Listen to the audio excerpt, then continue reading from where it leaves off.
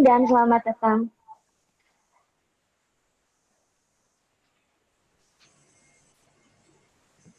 Dalam Tech Talk Week, Plastic Rubber Indonesia, a strategy overview on how Indonesia plastic and rubber industry recover post-COVID-19.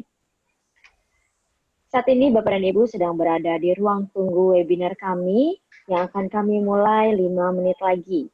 Sementara menunggu peserta lainnya untuk dapat bergabung bersama, berikut kami akan menampilkan video salah satu key players di industri plastik di Indonesia yang menjadi salah satu peserta pameran di pameran Plastic and Rubber Indonesia. Selamat menyaksikan.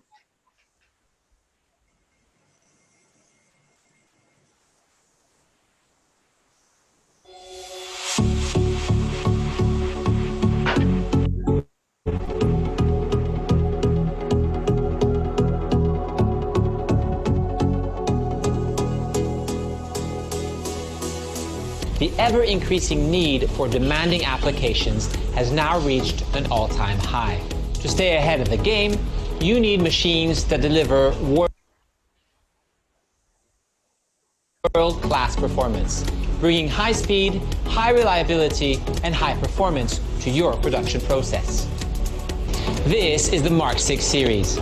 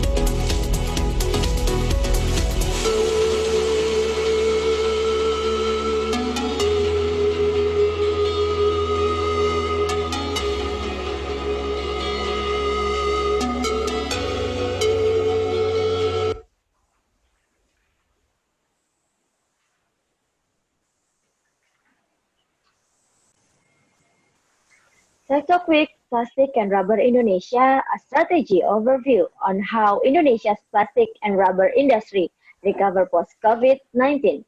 Didukung dan disponsori oleh Bill Plus Grapindo, Chainsaw, Tokoplast.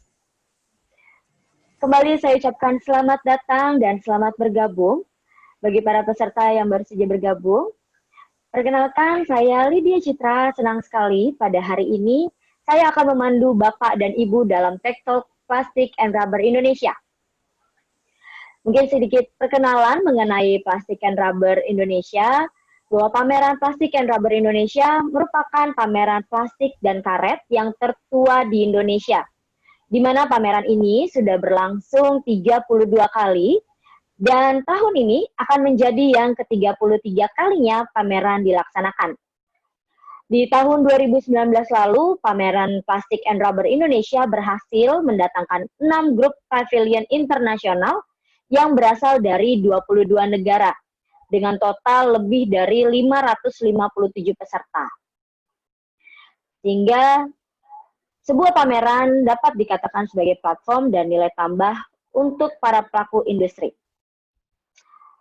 Nah, selain mengadakan pameran, Pamerindo melihat solusi lain, yaitu penyelenggaraan webinar, seperti hari ini, di mana Bapak Ibu sekalian bisa mendapatkan informasi terkini dengan lebih mudah, bahkan jangkauannya pun lebih luas.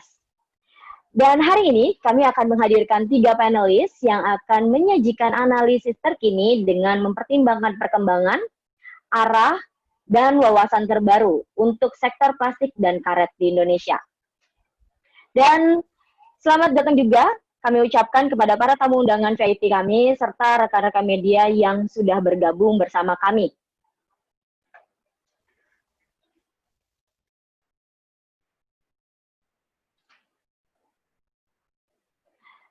Oke, sebelum kita masuk ke dalam pokok acara pada hari ini, perkenankan saya sebelumnya untuk menginformasikan beberapa peraturan yang perlu Bapak dan Ibu ketahui.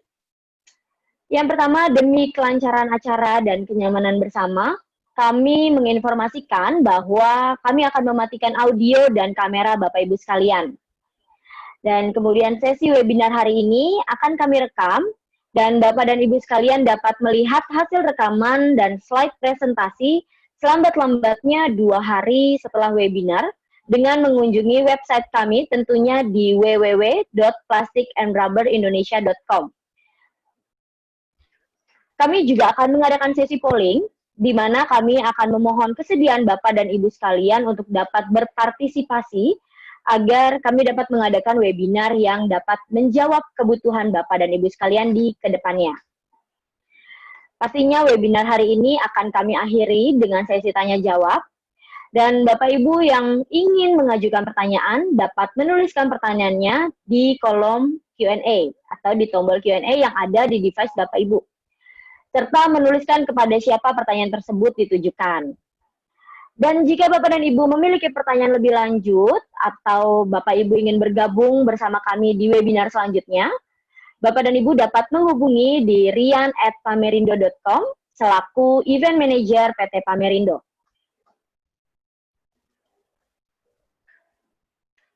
Baik, langsung saja kita mulai webinar kita pada hari ini. Saat ini sudah ada bersama saya pembicara pertama kita.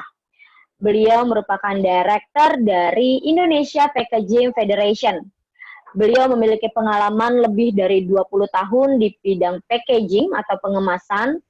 Beliau juga telah menjadi presenter berbagai topik packaging atau pengemasan dalam seminar dan workshop, baik di dalam ataupun di luar negeri. Nah, beliau juga merupakan anggota dari Asia Packaging Federation atau APF yang memiliki keanggotaan dari 16 negara di kawasan Asia Pasifik. Beliau juga menjabat sebagai Ketua APF pada tahun 2013 hingga 2015 dan menerima Certified Asia Packaging Professional dari APF. Langsung saja kita sambut Ibu Ariana Susanti. Selamat siang, Ibu. Selamat siang. Selamat siang, pagi Bu. menjelang siang. Iya, selamat pagi menjelang siang ya, Bu. Apa kabar, Bu? Baik, dan terima kasih atas undangannya. Saya juga terima kasih, Bu. Ya, saya juga mewakili tim Pamerindo Indonesia. Berterima kasih nih, Bu, karena Ibu, saya tahu sendiri ya, kita tahu Ibu sangat sibuk dan di tengah kesibukan Ibu masih mau menyempatkan waktunya untuk berbagi ilmu dan informasi pastinya kepada kita semua di sini. Oke, nah, Bapak Ibu sekalian, untung saya didampingin ya. Selamat datang Pak Wilson dan Pak Billy mendampingi saya ya dalam panelis ini. Mungkin nanti kita sama-sama sharing aja dengan peserta dan kalau ada pertanyaan nanti kita sama-sama kita jawab. Dijawab, siap Ibu. Oke. Oke, nah hari ini Ibu Ariana akan memberikan informasi mengenai plastik industri di Indonesia menuju sustainability, ya Bu ya. Ibu sudah siap? Ya. Sudah siap, boleh. Barik. Waktu dan tempatnya saya persilahkan Ibu. Oke, terima kasih. Saya langsung aja ya untuk mempersempat waktu. Saya sharing dulu.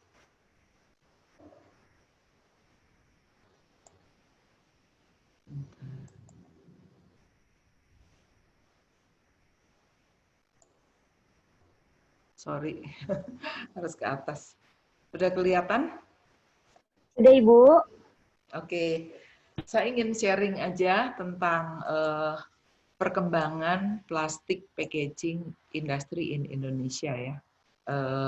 Jadi karena ini saya memakai bahasa Indonesia, tadi saya ada Mr. Sayid ya ikut, tapi nanti bisa dari Pamerindo menerjemahkan untuk dia ya Pak Rian. Oke. Sebenarnya pada dasarnya plastik maupun packaging ya secara keseluruhan, kita pertumbuhannya tergantung daripada industri penggunanya. Memang dalam hal ini adalah pemakai terbesarnya adalah industri makanan minuman, yakni sekitar 68%, kemudian diikuti oleh industri farmasi, kemudian health and personal care, termasuk kosmetika dan lain-lain, serta industrial produk lainnya seperti elektronika dan lain sebagainya.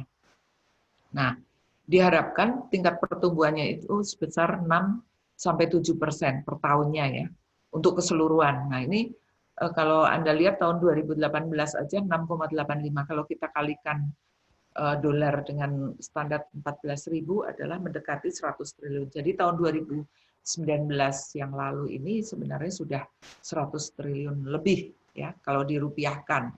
Dan dengan target tahun 2002 itu sudah 9,60 US billion atau sekitar 134 triliun.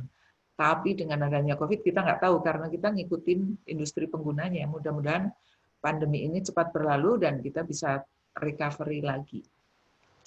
Kemudian kalau dilihat dari packaging material segmentation-nya, itu memang di sini plastik mendominasi. Kalau di Indonesia itu pemakaian plastik ya, baik yang rigid maupun yang fleksibel. Jadi ada dua. Jadi terutama fleksibel pertumbuhannya sangat quite signifikan ya. Jadi karena apa? Karena saat ini banyak orang-orang profesional sibuk menjalani gaya hidup modern, mendorong untuk permintaan untuk lebih kecil, yang praktis, ergonomi dan ekonomis gitu ya. Jadi itu meningkatkan konsumsi produk kemasannya itu sendiri otomatis. Nah, karena di sini topiknya plastik, jadi saya ingin fokus gambaran umum tentang industri plastik nasional. Jadi industri plastik nasional itu memiliki peran penting dan memiliki keterkaitan dengan industri lainnya, penggunanya yakni seperti makanan minuman, kosmetik, farmasi, elektronik, pertanian, otomotif, dan barang-barang rumah tangga lainnya. Saat ini tingkat konsumsi plastik di Indonesia mencapai 22,5 kilo per kapita ya, dengan asumsi pertumbuhan plastik itu 6-7% per tahun, yakni sebesar total 7,2 ton per tahun. Sebenarnya angka tersebut itu jauh lebih rendah dibandingkan konsumsi plastik per kapita di negara lain seperti di Korea, Jerman, Jepang, Vietnam, bahkan di Thailand itu sendiri ya. Kalau Anda lihat dengan Jepang Jepang itu hampir 4 kalinya ya daripada Indonesia pemakaian plastik.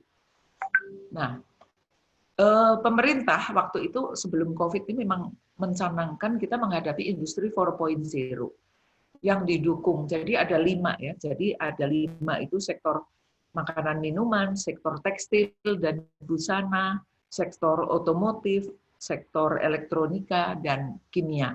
Nah, yang sangat berkaitan dengan packaging dalam skala besar memang sektor makanan minuman dan kimia ini, petrokimia. Makanya di situ kita harapkan tahun 2030 itu ada perbaikan produktivitas di sepanjang mata rantai ya, sehingga terpadu, sehingga ada bahan baku dan zonasi industri itu terpadu sehingga lebih efisien kita. Saat ini kan pabrik kita tidak efisien, teknologinya kurang memadai, ya, kurang maksimal ya.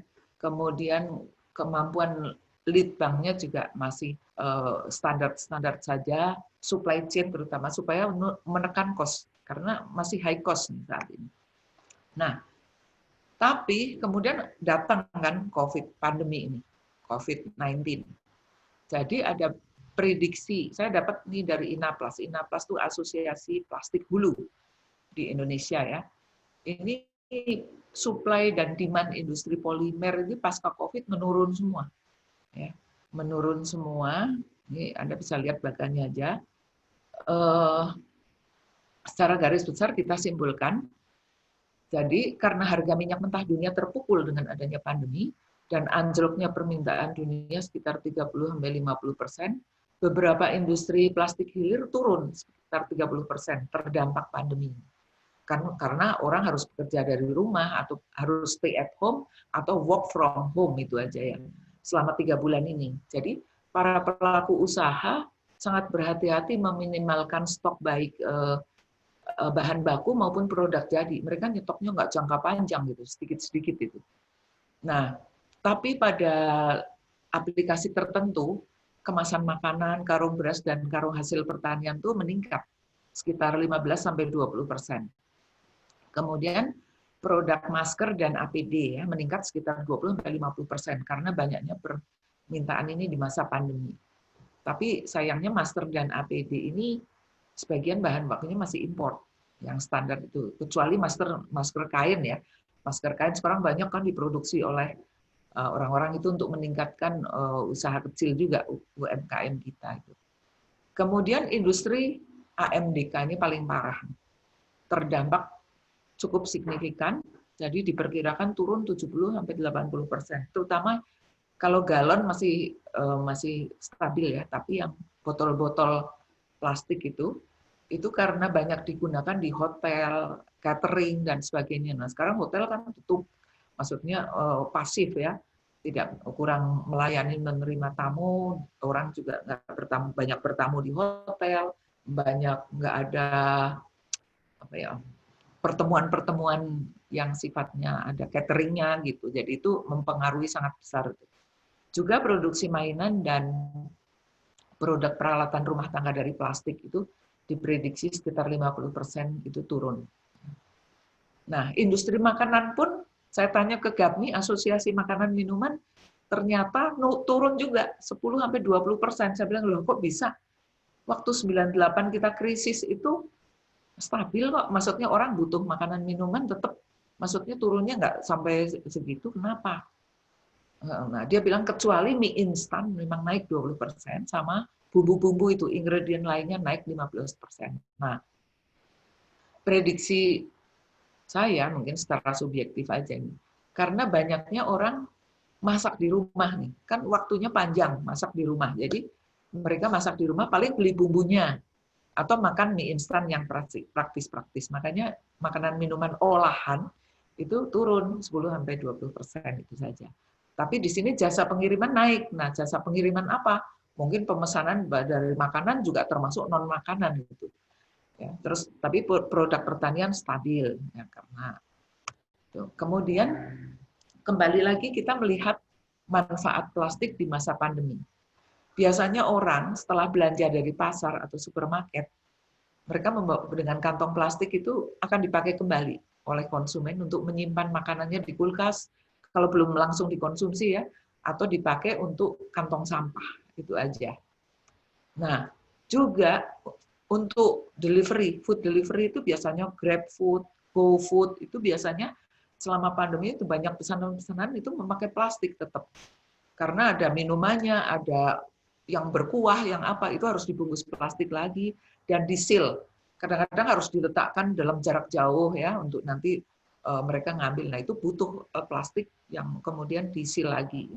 Nah, tapi kontradiktifnya saat ini Pemda-pemda itu banyak melarang tentang plastik ya, penggunaan plastik, kantong plastik sekali pakai atau kantong kresek lah istilahnya. Ya. Nah, Pemda terutama di Jakarta ini per 1 Juli itu tidak boleh ada pemakaian, itu ada dendanya, ada macam-macam lah ya. Dari baik terutama kalau di mall ya, di supermarket, baik di kalangan pasar tradisional juga begitu katanya.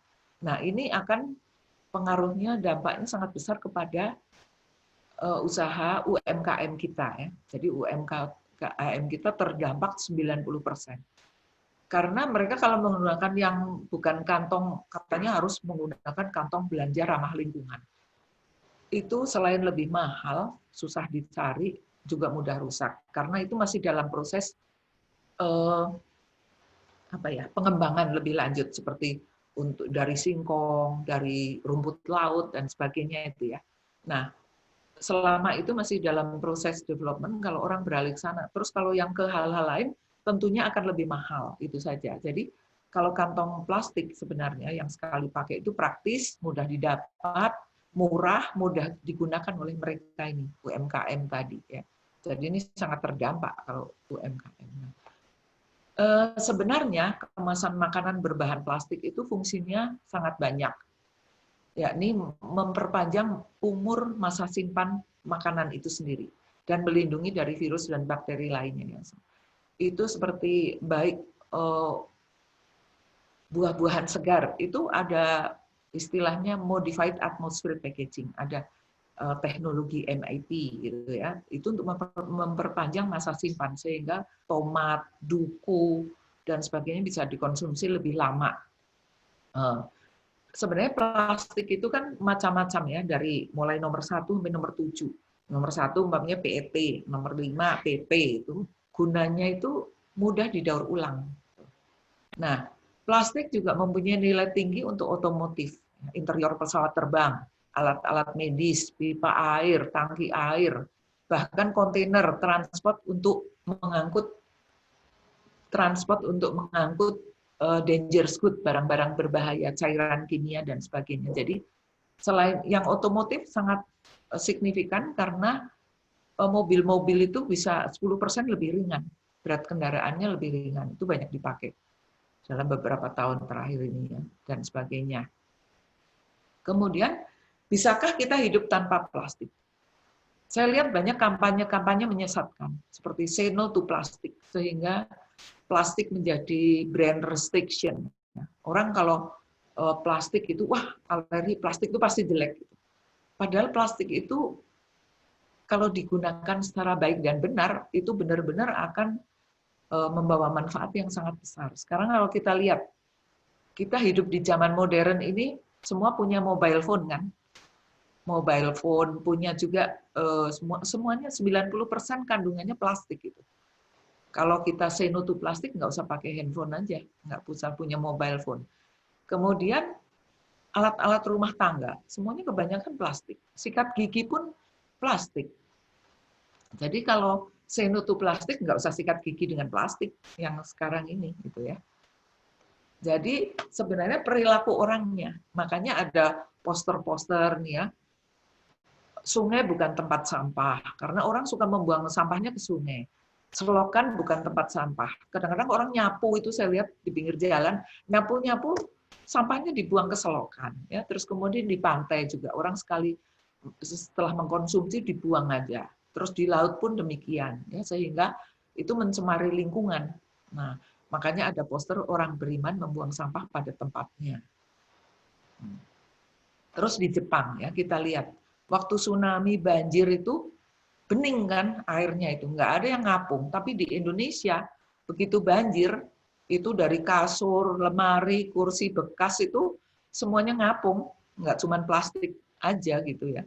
Jadi fokus kita adalah meningkatkan meningkatkan manajemen pengelolaan sampah di samping edukasi ke perilaku masyarakatnya itu sendiri. Jadi selama ini problem kita waste management sampah kita, sistem kita belum berjalan dengan memadai karena Indonesia itu terdiri dari 17.000 pulau lebih ya. Collecting dan sortingnya itu menjadi problem. Padahal untuk menjadi bernilai ya, kalau di negara maju sorting dan collecting. Bedanya apa? Sorting itu mereka dari skala rumah tangga itu udah di sorting antara organik dan anorganik. Sehingga kemudian dikolek langsung dipilah ya. Nah kalau di kita dari rumah tangga udah dicampur kan macam-macam. Jadi kayak botol buat ngisi minyak goreng terus dicampur sama organik sama yang udah sampai busuk-busuk itu diurai lagi, di sorting. Nah itu high cost karena collecting, sorting itu menjadi ekonominya tinggi. Untuk mendaur ulangnya lebih rumit, lebih susah dan lebih mahal. Ya.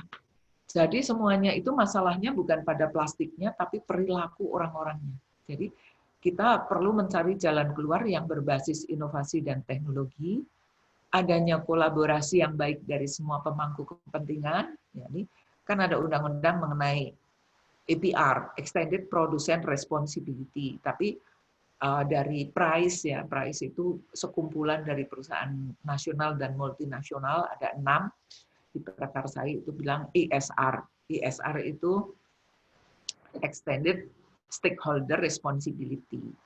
Jadi di sini juga mendorong perubahan perilaku masyarakat agar dapat memilah sampah dan membuang sampah pada tempatnya, serta adanya sistem manajemen pengelolaan sampah yang terpadu. Itu semuanya akan ini. Nah, jadi kita akan tetap butuh plastik. Kalau plastik itu digunakan dengan benar, itu bisa mengurangi food loss, food waste ya, dan akan berdampak positif untuk lingkungan. Tapi kalau sampah plastik hanya dibuang, akan berdampak negatif karena akan terdegradasi sangat lambat. Makanya sampah plastik itu bukan dibuang ke tanah atau ke laut, tapi untuk diolah. didaur ulang dan digunakan kembali. Makanya kita perlu pendekatan ekonomi sirkular. Jadi teknologi daur ulang, stakeholder partnership, solusi lokal. Nah sekarang kan banyak NGO ya, ada ADUPI, Asosiasi Daur Ulang Plastik, ada IPR ya, Indonesia Plastic Recycle, yang nanti akan berbicara setelah saya juga. Terus kemudian ada Waste for Change, ada INSWA dan sebagainya. Banyak, semuanya berbuat untuk kebaikan ini, kebaikan itu. Nah itu tinggal kita mensinergikan semuanya itu. Nah, dalam masa new normal ini ada perubahan perilaku masyarakat ya, shifting consumer behavior. Jadi mereka akan fokus ke food safety, hygiene, jadi kebersihan dan keamanan pangan. Makanya perlu assurance food safety, hygiene, termasuk penggunaan ekstra kemasan plastik. Di sini plastik sangat dibutuhkan. Nah, kemudian percepatan pelaku digital, jadi ada online shopping dan delivery, communication. Nah, itu semuanya perlu plastik. Mendelivery itu umpamanya kita JNE, mengirimkan barang yang bukan non makanan pun itu harus dibungkus plastik. Karena kalau kena hujan dan sebagainya, kena air itu akan dalamnya produknya akan damage gitu. Nah, kita termasuk online itu yang tadi entertainment, games online itu, terus wellness, Halodoc juga kalau kita sakit sedikit konsultasi dengan dokter juga melalui aplikasi Halodoc itu online. Semuanya go digital. Juga shifting sales ya. Jadi physical distancing akan berlanjut, ambil jarak, perubahan perilaku belanja, mungkin masak di rumah itu masih dibutuhkan ya. Terus tapi kalau yang berkaitan dengan kemasan, mungkin ready to eat, ready meals di sini menjadi tren. Ready meals, frozen food. Ini anak milenial kan senang yang praktis-praktis ya. Delivery food juga masih berlanjut. Nah, kemudian ada brand shifting juga. Jadi konsumer lebih rasional di situ. Tapi everything will go digital. Nah, saya kira sekian, tapi saya ingin memperkenalkan bagi yang belum tahu tentang IPF ya. IPF adalah Asosiasi Bisnis untuk Pengemasan, bukan organisasi dari pemerintah. Itu swadaya industri pengemasan aja, didirikan tahun 1977. Kita punya founding father, sebagian masih hidup tapi sebagian sudah meninggal juga. Kita adalah anggota dari ASEAN Packaging Federation dan World Packaging Organization. Nah, jaringan afiliasi IPF meliputi asosiasi-asosiasi pengemasan berdasarkan bahan materialnya. Jadi ini yang dua di atas APKI dan INAPLAS itu adalah hulunya dari kertas, asosiasi kertas dan plastik. Ya. Industri aromatik olefin hulu. Kemudian yang lain-lain, APindo, APKI, APKKI, APKI, Giati, Pici, Roto Kemas itu hilirnya daripada kemasan. Nah, kegiatan kami meliputi pendidikan. Jadi ini kita membuat pelatihan, ya, training, workshop, konsultasi dan sebagainya.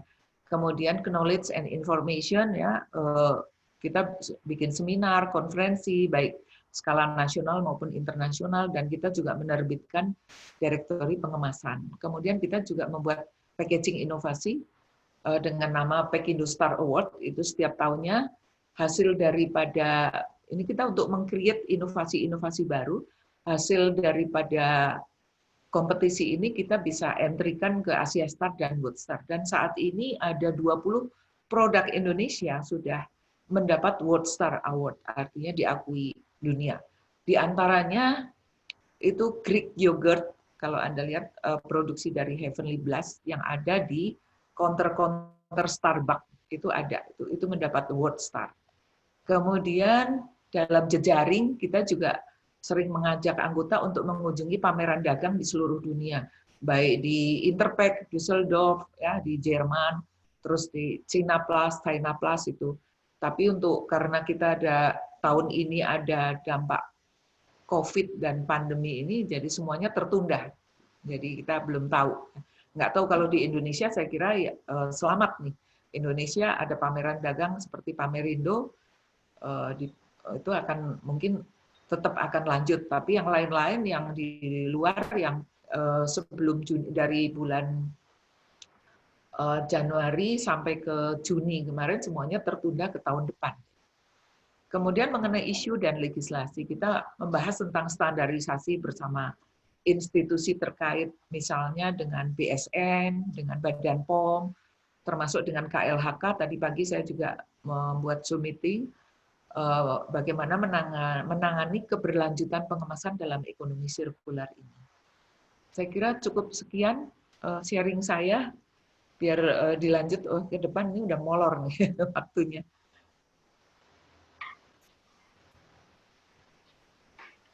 Oke. Oke, terima kasih banyak Ibu untuk informasinya. Berarti perilaku orangnya ya Bu ya, kalau saya bisa lihat ya, bukan bendanya yang disalahkan. Iya. Baik. Tadi saya sudah lihat beberapa pertanyaan yang sudah masuk di kolom Q&A. Nanti akan kita bahas di akhir acara ya Bu ya. Bagi Bapak Ibu, sekarang kita memasuki sesi polling question pertama. Akan muncul polling question di device Bapak dan Ibu. Kami mohon ketersediaannya Bapak dan Ibu untuk dapat berpartisipasi supaya pasti kita memberikan webinar pilihan dan lebih bermanfaat ke depannya. Oke, sudah muncul which are the most interesting topics for the next webinar. Bapak Ibu bisa pilih, ada evaluating cobots for plastic production, vacuum technologies for plastics application, how can you run your injection molding business online, dan yang terakhir, recycled plastics meeting demand amid upcoming legislation. Baik, kami mohon sekali lagi untuk ketersediaannya Bapak Ibu untuk memilih topik sekiranya yang menarik untuk kami bawakan di kedepannya. Baik, saya tutup pollingnya sekarang dan kami akan tampilkan hasilnya. Oke, sudah muncul how can you run your injection molding business online sebanyak 25%, dan vacuum technologies for plastic applications 10%, evaluating cobots for plastic production 8%, dan yang terbanyak ada recycle plastic meeting demand amid upcoming legislation sebanyak 58%. Baik, Bapak Ibu bisa close untuk sesi polling ini. Namun sebelumnya kita akan kembali menyaksikan video salah satu e-commerce B2B di Indonesia.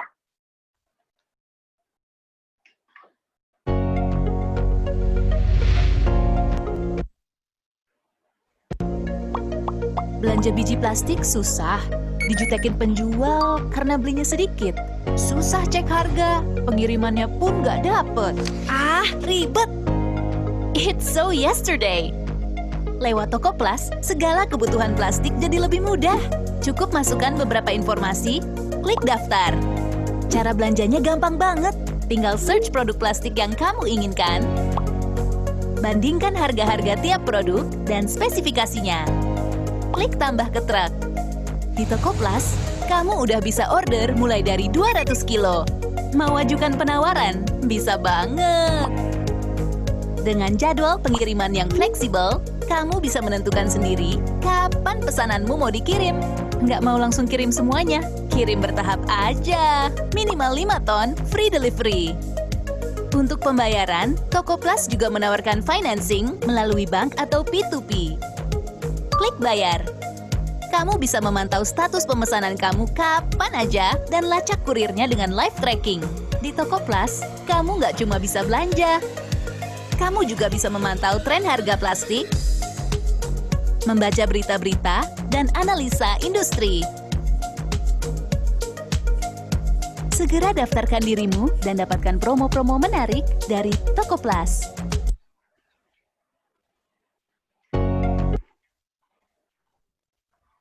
Oke, itu dia tadi video salah satu dari e-commerce B2B di Indonesia. Kembali saya ucapkan selamat datang dan selamat bergabung bagi para peserta yang baru saja hadir di webinar kami.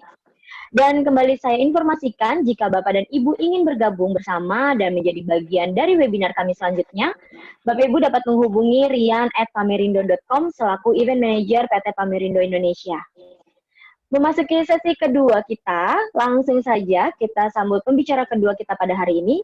Beliau memiliki pengalaman lebih dari 10 tahun di bidang daur ulang plastik, khususnya dalam daur ulang polyolefin. Mari kita bersama sambut Bapak Wilson Pandika. Selamat siang, Bapak. Selamat siang, Bu Lydia. Terima kasih Selamat siang, telah Pak. mengundang saya hari ini. Terima kasih banyak juga, Pak, atas waktunya bisa bergabung bersama kita di siang hari ini. Menginformasikan Bapak Ibu, Bapak Wilson saat ini menjabat sebagai Sekretaris Jenderal Indonesia Plastic Recyclers Association. Asosiasi ini merupakan asosiasi bisnis yang terdiri dari perusahaan plastik di Indonesia yang berfokus pada peningkatan kondisi daur ulang plastik di Indonesia. Dan sebentar lagi Bapak Wilson akan menyampaikan lebih lanjut insight dari industri daur ulang di Indonesia, terutama di masa pandemik ini. Baik, sudah siap Bapak? Sudah, terima kasih. Siap, waktu dan tempatnya saya persilahkan Pak. Oke.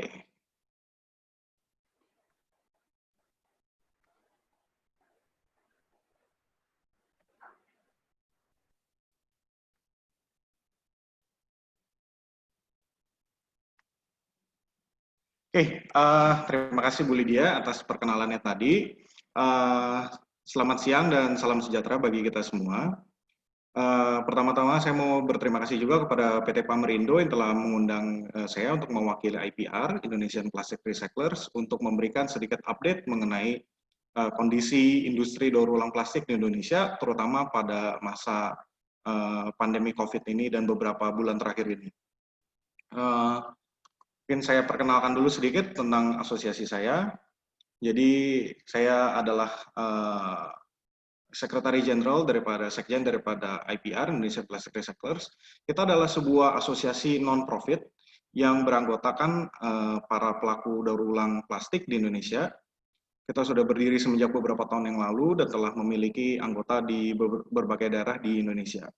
Kita bertujuan untuk membantu mendorong implementasi circular economy di Indonesia dengan melibatkan banyak stakeholder yang terlibat mulai dari produksi plastik, distribusi, pemakaian, pasca pemakaian, pengumpulan, penyortiran, sampai kembali digunakan lagi sebagai bahan baku untuk produksi produk maupun kemasan plastik. Jadi selain daripada itu, kita juga mendukung agar tingkat daur ulang atau recycling rate di Indonesia dapat dinaikkan lagi. Mungkin itu sekilas tentang asosiasi kami. Oke, ini ada sedikit outline tentang presentasi saya hari ini. Pertama, saya akan membahas mengenai pelemahan demand di pasar yang saya yakin semua orang telah menyaksikannya juga, dan kemudian bagaimana itu mengganggu supply chain daripada pengumpulan sampah, pendauran ulang, sampai penyerapan produk daur ulang, lalu dampaknya bagaimana, dan yang terakhir suara daripada pelaku daur ulang plastik di Indonesia, kita kira-kira membutuhkan support apa dari berbagai stakeholder atau pemegang kepentingan. Ya, langsung saja saya lanjut dengan diskusi mengenai market demand. Market demand seperti yang kita tahu sudah melemah, terutama pada saat pandemi COVID ini. Namun bagi kita pelaku daur ulang plastik di Indonesia, kita sudah merasakan adanya pelemahan pasar ini dimulai dari akhir tahun lalu. Dan ditambah lagi dengan adanya pandemi COVID ini merupakan sebuah challenge yang cukup besar. Penurunan ini kita lihat bervariasi tergantung daripada jenis plastik yang diolahnya. Namun berada di kisaran 25-70%. Jadi ada yang tidak begitu terpukul, ada yang sangat terpukul, yang sampai 70% di antara bulan Februari sampai dengan Mei 2020, ketika sebelum periode Idul Fitri. Lalu beranjak masuk ke bulan Juni dan Juli, market perlahan mulai membaik, terutama juga didukung dengan adanya aktivitas komersil yang mulai pulih karena PSBB-nya sudah perlahan-lahan berkurang. Dan juga ditopang dengan sentimen harga virgin resin yang mulai naik dalam beberapa bulan terakhir ini, dalam 1-2 bulan terakhir ini, pada jenis plastik tertentu. Terdapat juga, kita melihat juga adanya variasi secara geografis, itu di beberapa lokasi di Indonesia, dan ini sangat terpengaruh daripada apakah sebuah lokasi tersebut menerapkan PSBB atau lockdown di lokasi tersebut atau tidak. Jadi di DKI Jakarta yang sampai sekarang masih PSBB transisi, kita melihat recovery marketnya masih relatif lebih pelan dibandingkan daerah-daerah di Jawa Tengah dan yang tidak melakukan PSBB atau skala besar. Oke. Selain daripada perbedaan secara geografis tersebut, juga terdapat perbedaan secara jenis bahan, jenis komoditas sampah plastik yang didaur ulang. Pertama saya akan membahas dulu mengenai PET, di mana seperti yang kita tahu, COVID ini terjadi mulainya di China. Lalu kemudian ketika di awal tahun China itu melakukan lockdown besar-besaran, maka penyerapan penyerapan produk daur ulang dari Indonesia yang dikirim ke China itu sangat berkurang.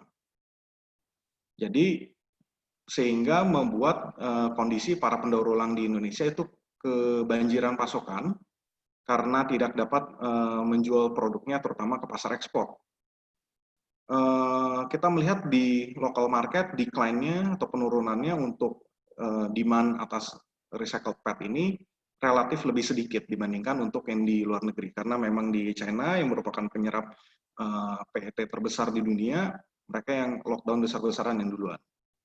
Namun seiring dengan adanya PSBB di Indonesia, di beberapa wilayah di Indonesia yang merubah perilaku masyarakat seperti yang tadi telah dibahas oleh Bu Ariana pada presentasi sebelumnya, terjadi perubahan pola hidup masyarakat, di mana masyarakat banyak yang tidak melakukan aktivitas di luar rumah, sehingga konsumsi atas air minum yang dalam kemasan, dalam botol, baik botol PET maupun yang berbentuk cup atau gelas PP itu berkurang. Untuk demand atau penggunaan air dalam kemasan galon atau PC galon itu masih tergolong stabil. Tapi kembali lagi tadi karena PET-nya itu berkurang jumlah sampahnya, jadi dalam beberapa bulan terakhir juga terdapat shortage atas supply botol-botol PET bekas. Dan itu juga membantu membuat harga PET itu sekarang mulai perlahan recover. Ketika di bulan lalu kita cek, itu harga PET press bill yang sudah di-press itu turun sekitar antara 500 sampai 1000 perak. Ini harga di penerimaan di pabrik ya. Turun antara 500 sampai 1000 perak. Tapi sekarang perlahan-lahan daya beli pabrik mulai membaik, seiring juga dengan aktivitas di China juga sudah mulai berangsur pulih, dan adanya seperti tadi saya sampaikan shortage atas bahan baku limbah PET tersebut. Lalu bagaimana dengan PE? Polietilen ini sebenarnya adalah jenis komoditas plastik yang jumlah plastik yang didaur ulangnya itu lebih besar daripada PET di Indonesia. Namun karena dia terbagi menjadi beragam sekali varian dan segmen, karena ada HDPE, LDPE, lalu yang film, yang fleksibel, dan yang rigid, lalu ada yang blow molding, ada yang injection, itu membuat ada tantangan-tantangan juga yang sehingga membuat industri recycling PE di Indonesia itu tidak semaju industri recycling PET di Indonesia. Nah, untuk PE ada beberapa recycler dan jumlahnya cukup banyak, relatif banyak. Selama bulan April sampai Juni 2020 itu menghentikan aktivitas penerimaan bahan baku limbahnya, dikarenakan pada bulan-bulan tersebut memang terjadi pelemahan pasar yang sangat signifikan untuk pasar PE, di mana contoh penyerap bahan daur ulang PE adalah contohnya kantong plastik, industri kantong plastik, industri kantong sampah, lalu kemudian houseware, sandal, dan lain sebagainya. Dan mereka serentak bersamaan mengalami pelemahan di bulan-bulan April sampai Juni, sehingga pendauran ulang sampah yang terkumpulkan untuk didaur ulang itu pun berkurang. Nah, kita mencatat bahwa selama adanya penurunan tersebut, harga juga mengikuti turun antara kisaran 500 sampai 2.000 rupiah. Jadi ketika periode tersebut memang harga sangat bergerak sangat cepat gitu turunnya. Dan dalam beberapa minggu terakhir ini, 1-2 minggu terakhir ini, karena adanya pelarangan kantong plastik oleh Pemprov DKI Jakarta, ini sangat memukul industri kantong plastik yang banyak menyerap daur ulang bahan PE. Sehingga ini juga berpengaruh kepada supply demand daripada sampah PE juga. Mengenai pelarangan tersebut mungkin akan saya bahas lagi di slide berikutnya. Lalu untuk PP ini pada umumnya masih lemah, baik untuk yang ekspor maupun domestik. Pada umumnya untuk furniture atau houseware plastik di Indonesia itu masih belum recover sepenuhnya. Untuk PP mungkin yang harganya agak stabil itu hanya untuk varian tertentu seperti PP cup atau thermofoamic cup itu yang PP gelas. Itu yang harganya masih bagus. Selain daripada itu harganya tergolong turun cukup drastis antara 1.000 sampai 1.500.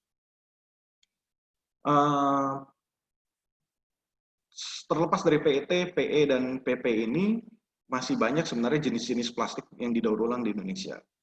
Namun saya tidak membahasnya satu persatu, hanya 3 ini saja yang saya jadikan contoh.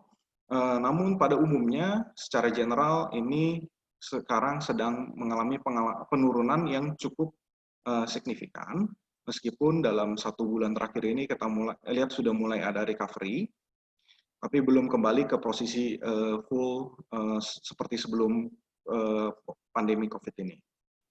Ada beberapa segmen tertentu yang memang sangat terpukul, seperti contohnya segmen otomotif yang banyak menyerap recycle bahan seperti ABS, HIPS, dan sebagainya.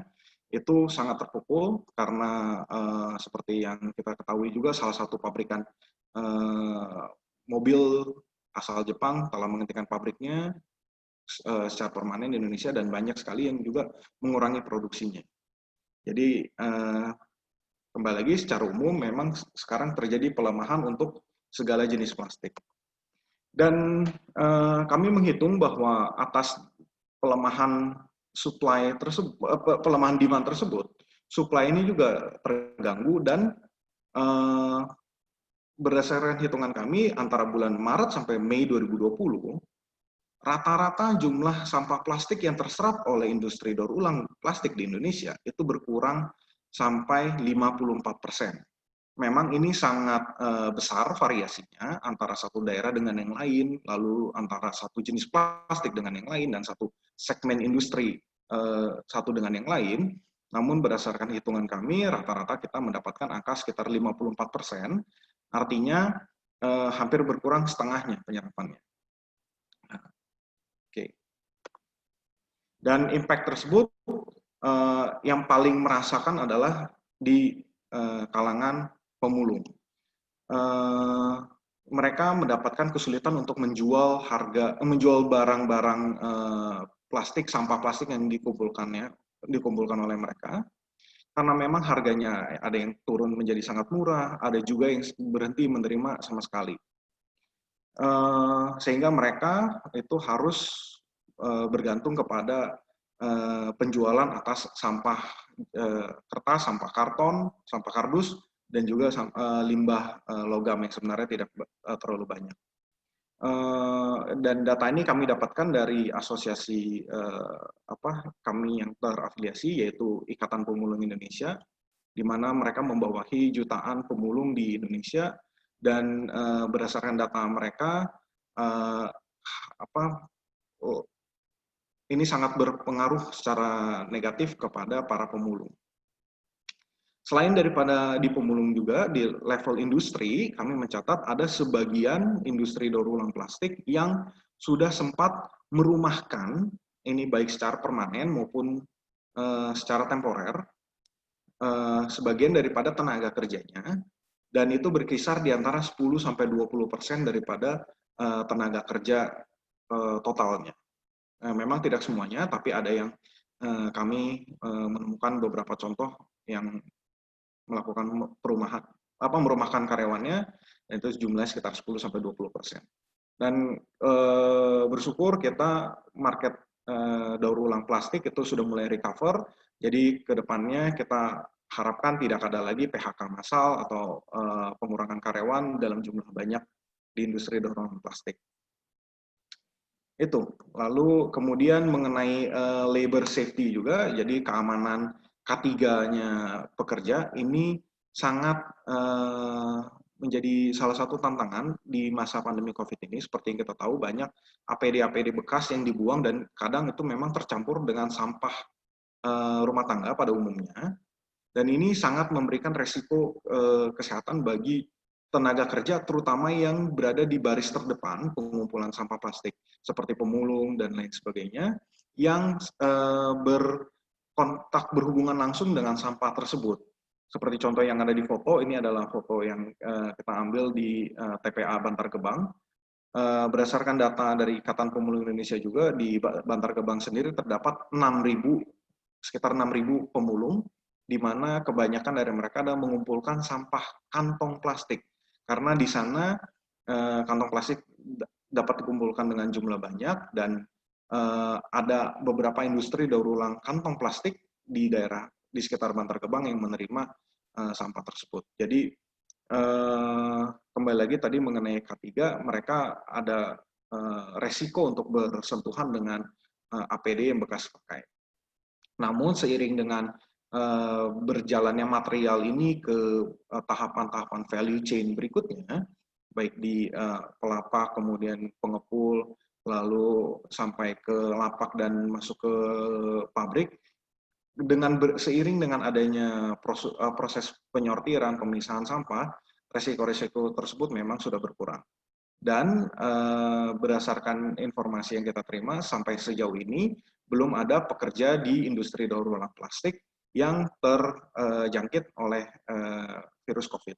Dan kita harapkan ini dapat terus terjaga, dan kita mengharapkan agar anggota-anggota kita dan industri daur ulang plastik pada umumnya menjalankan protokol kesehatan pencegahan COVID dengan baik. Baik itu tentang tentang tantangan di masa COVID ini.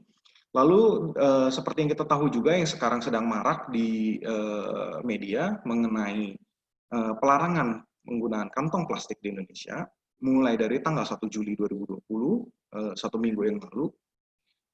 Ini menyebabkan industri kantong plastik di Indonesia menjadi terpukul, di mana sebenarnya industri kantong plastik di Indonesia banyak menggunakan daur ulang dan sebenarnya adalah penyerap terbesar sampah PE, jenis PE.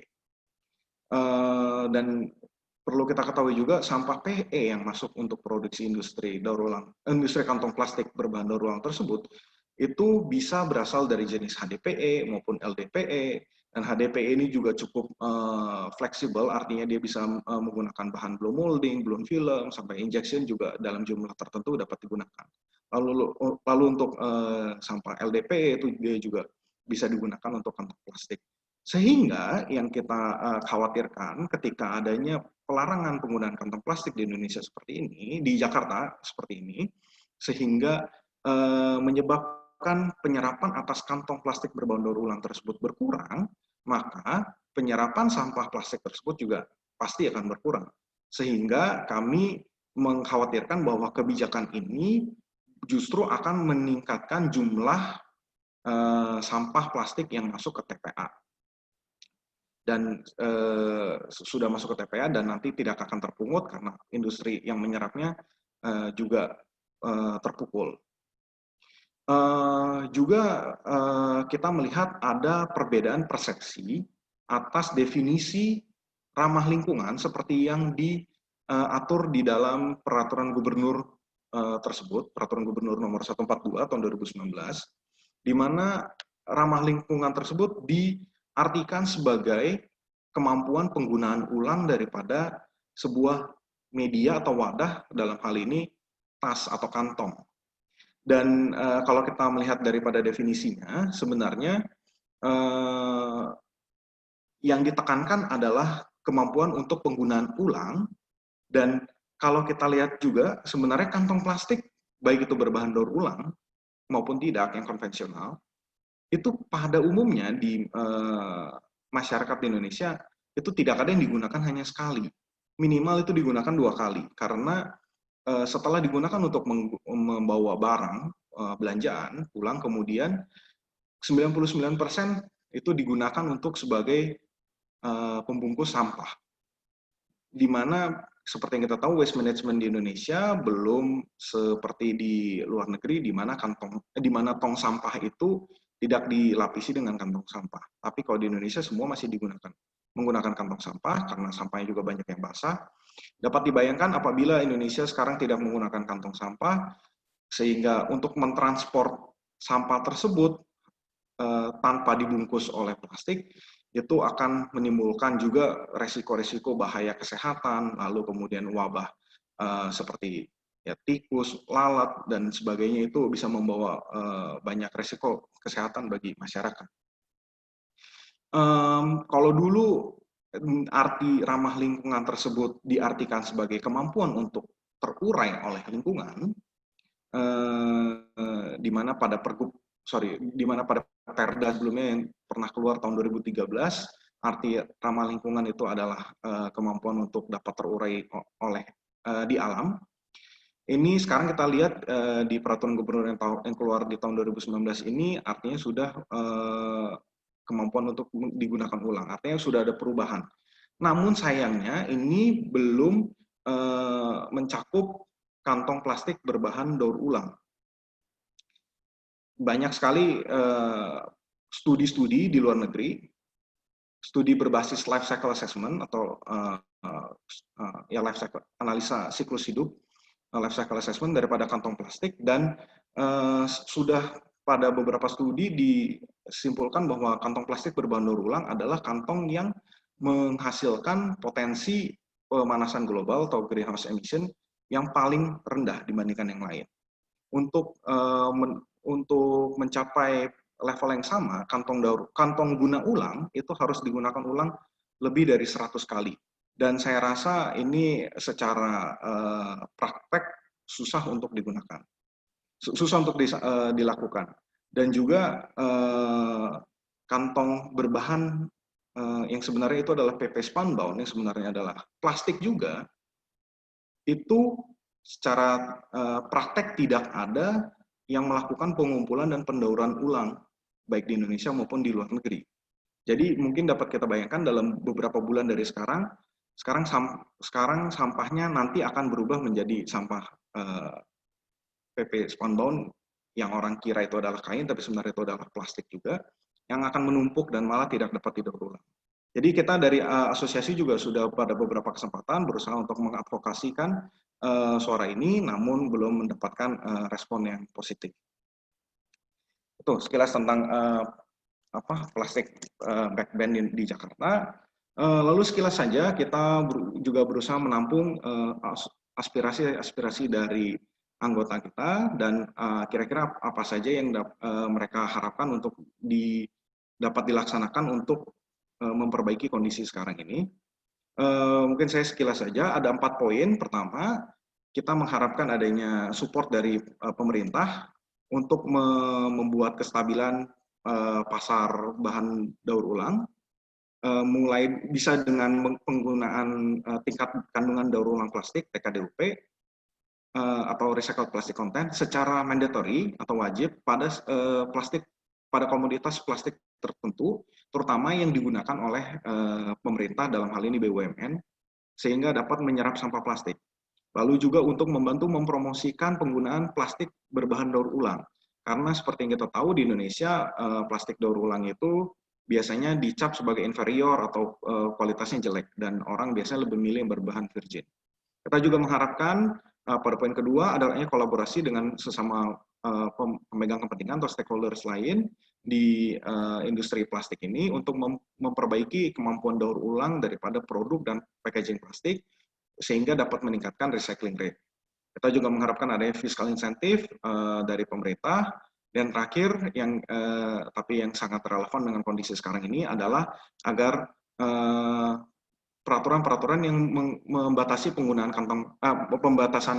yang melakukan pembatasan atas penggunaan produk plastik dapat ditinjau kembali oleh pemerintah. Lalu bagaimana untuk outlook ke depannya? Untuk beberapa tahun ke depan sebenarnya industri daur ulang plastik di Indonesia masih menjanjikan. Juga ini didukung karena ada banyak FMCG atau fast moving consumer goods company, multinational company yang sudah melakukan pledge atau berjanji akan menggunakan bahan berbahan daur ulang, terutama di packaging itu. Dan ini biasanya targetnya ada yang di 2025 atau 2030, sehingga kalau beberapa tahun dari sekarang outlook-nya itu cukup bagus untuk industri daur ulang di plastik di Indonesia. Namun tantangannya adalah bagaimana waste management tersebut dapat mendukung industri daur ulang plastik, sehingga industri daur ulang plastik juga didukung dengan waste management yang baik dan teknologi yang baik, sehingga dapat memenuhi tuntutan atas kualitas tersebut. Karena kalau untuk bahan penyerap daur ulang di Indonesia sekarang masih yang tuntutan kualitasnya cukup rendah, seperti contohnya kantong plastik. Dan terakhir kita selalu menghimbau agar apabila bagi new entrants yang ingin mau masuk ke dalam industri daur ulang plastik Indonesia agar lebih memperhatikan dulu tentang market dynamics atau supply demand-nya di komoditas plastik yang rencananya akan dimasuki tersebut, agar tidak terjadi oversaturation atau bisa saja karena kapasitas yang lebih besar daripada supply-nya sehingga nanti terlalu bersaing dan itu jadi membuat ekosistem daur ulang di Indonesia juga tidak sehat. Itu. Lalu terakhir sebelum saya mengakhiri presentasi saya, ini adalah beberapa dokumentasi daripada seminar yang kami lakukan bersama dengan Pamerindo tahun lalu pada acara pameran Plastik and Rubber Indonesia 2019. Sekilas saja saya ingin menginformasikan bahwa tahun ini kita juga akan bekerja sama dengan Pamerindo untuk mengadakan seminar serupa. Maka apabila ada yang tertarik untuk menjadi sponsor atau untuk menghadiri acara seminar ini dapat menghubungi saya atau perwakilan lain daripada asosiasi kami. Baik, ini adalah contact details daripada kami, Indonesian Plastics Recycles. Dan saya rasa ini akhir dari presentasi saya hari ini, dan apabila ada pertanyaan akan kita lanjutkan di bagian Q&A nanti. Untuk waktu dan tempat saya kembalikan lagi ke Bu Lydia. Mohon maaf waktunya jadi sangat molor. Tidak apa Bapak, terima kasih atas informasinya. Berarti kalau boleh saya rikas ulang, berarti dari industri daur ulang tetap optimis ya Pak, karena ternyata sangat penting nih dampaknya ya Pak ya. Iya. Oke, nah bagi Bapak Ibu, saya informasikan kembali sekali lagi, bagi Bapak Ibu yang ingin memberikan pertanyaan, mohon dapat menginformasikan kepada siapa pertanyaan tersebut ditujukan.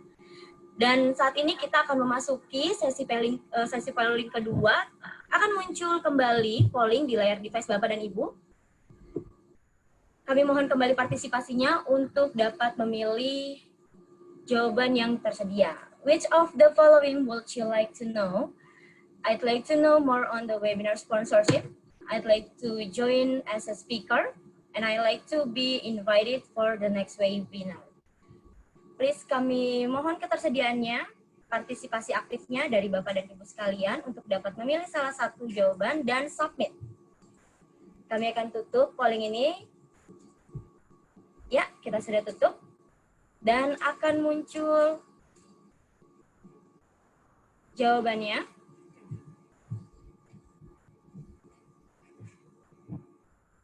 Siap. Ternyata untuk pilihan Bapak dan Ibu jatuh di I'd like to be invited for the next webinar sebanyak 91%. Terima kasih Bapak Ibu atas partisipasi aktifnya. Bapak Ibu bisa close untuk layar pollingnya. Dan selanjutnya kita akan melihat video dari key players di industri plastik Indonesia yang juga menjadi salah satu peserta pameran di Plastic and Rubber Indonesia.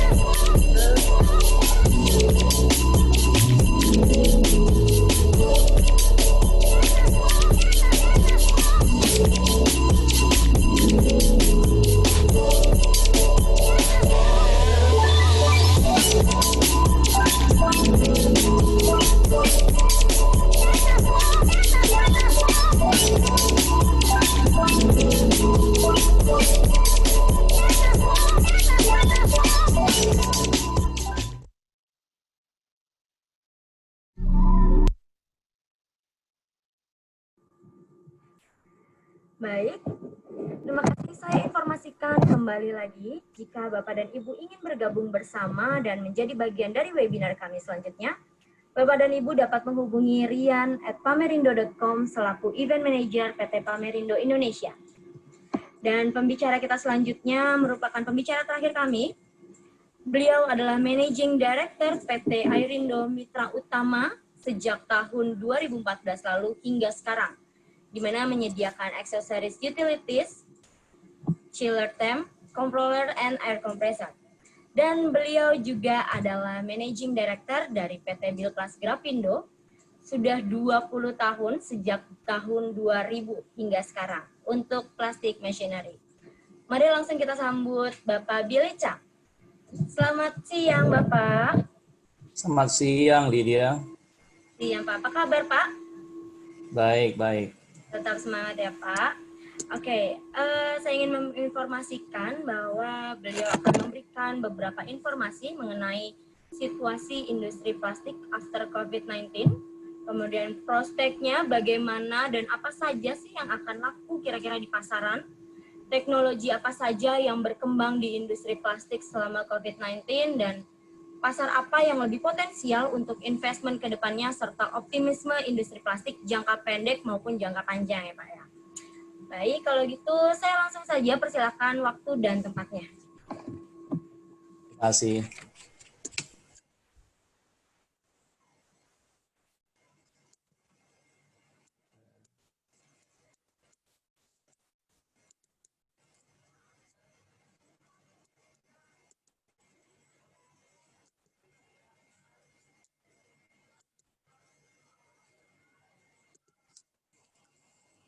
Selamat siang teman-teman pelaku industri di dunia plastik.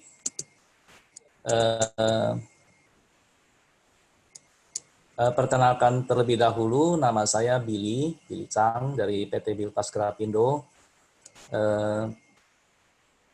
Kami perusahaan yang bergerak di bidang mesin.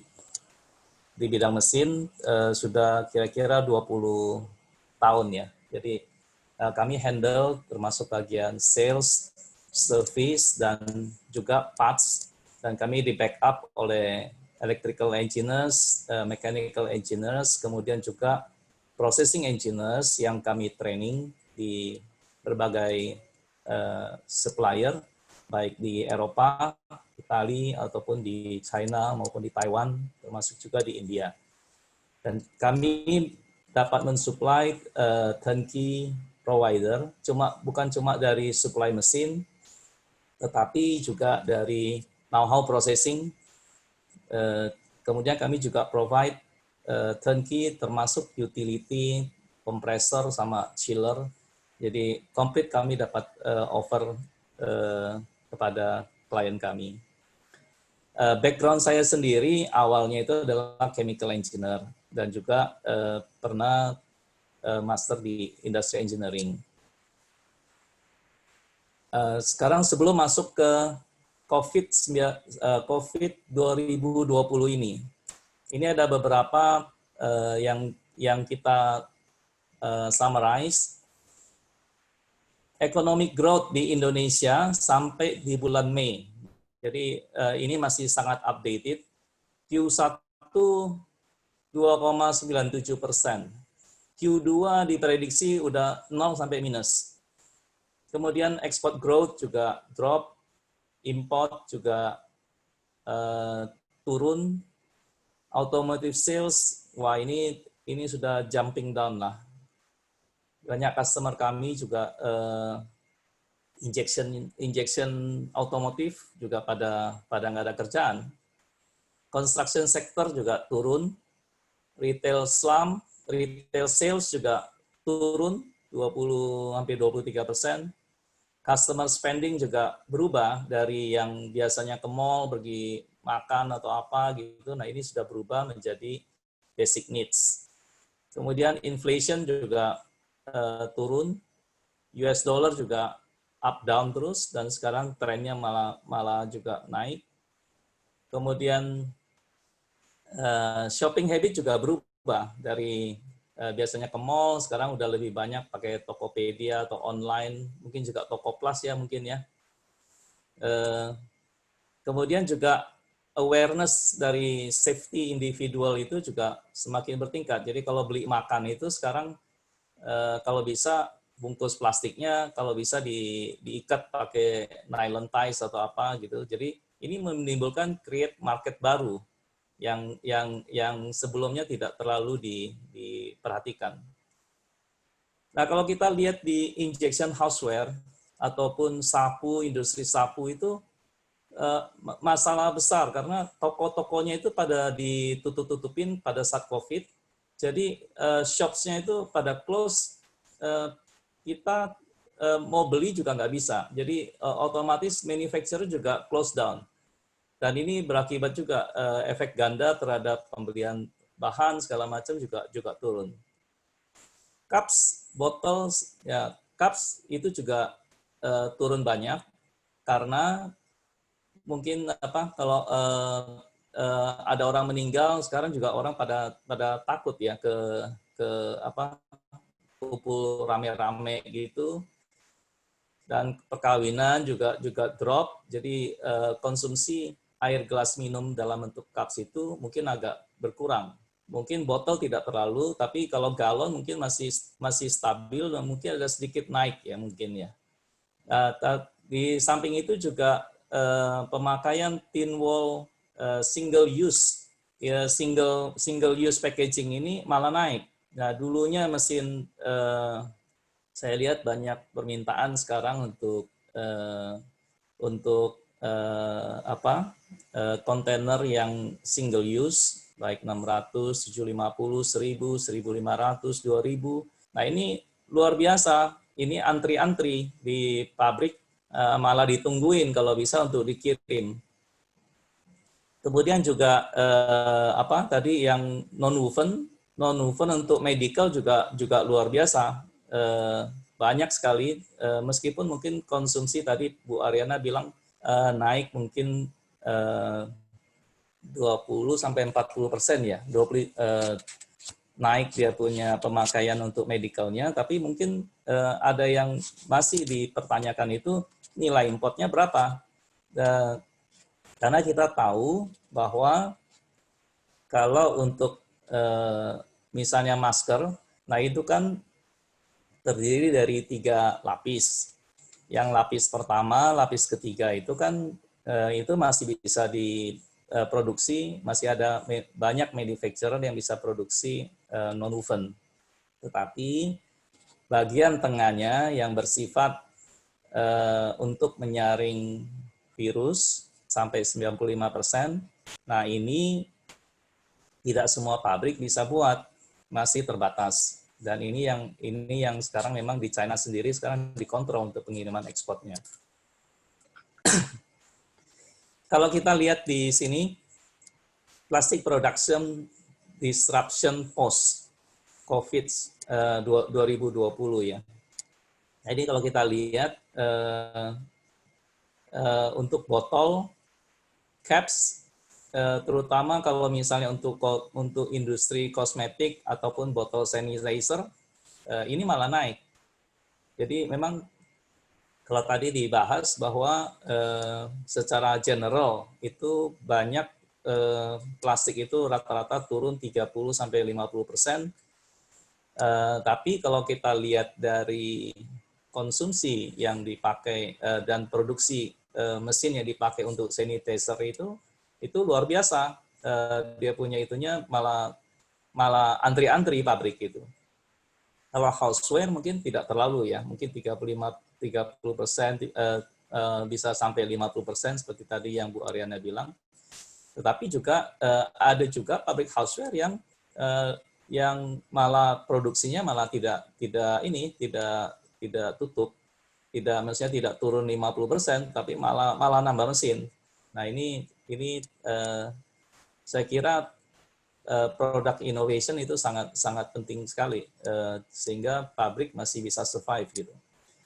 Nah kalau kita lihat misalnya seperti otomotif, ini kan ada tanda panahnya ini turun ya, dia punya pemakaiannya turun banyak lah. Tekstil, houseware juga turun, kemudian toys saya kira juga turun, kemudian untuk konstruksi, piping ataupun profil atau apa, ini ataupun misalnya untuk jalan atau apa, nah ini juga drop. Kenapa? Karena ya orang lebih concern di basic needs-nya, shift to basic needs inquiry ya. Kemudian kalau karung saya kira ya masih stabil, seperti yang tadi Bu Ariana juga bilang itu cukup stabil, masih tetap meskipun harganya mungkin tidak terlalu bagus ya itunya. Kemudian botol saya kira juga ini ya juga naik, terutama botol-botol kecil, botol shampoo. Jadi semua online purchase itu juga tambah yang biasa stokin 2 biji mungkin sekarang stokin 6 biji karena khawatir barangnya hilang atau harga naik gitu. Kemudian juga tin wall juga naik pesat dia punya permintaannya. Nah, kita lihat highlight lowlight-nya di industri overview. Ini memang tadi juga dikatakan oleh Pak Wilson. Ini starting Juli 2020 plastik ban. Ini lowlight juga untuk bagi industri plastik. Nah, sementara secara overall production itu sudah jump down, sudah turun 30-50%. Dan kami di pihak yang pelaku industri yang menyuplai mesin, tidak heran juga ada terjadi misalnya mesin cancellation ataupun mesin return. Jadi pembatalan mesin order ataupun mesin yang dikembalikan karena mungkin payment-nya jam gitu. Jadi customer-nya tidak mampu untuk membayar mesin kembali. Dan ini paksa juga mesti cari alternatif penggantinya. Tapi secara ini overall kita lihat bahwa ada juga terjadi misalnya seperti dia punya penjualan online kan naik, packaging untuk yang botol face mask atau wardrobe gitu itu juga naik, dan teknologi plastik juga banyak yang berkembang dalam menghadapi post COVID-19 ini.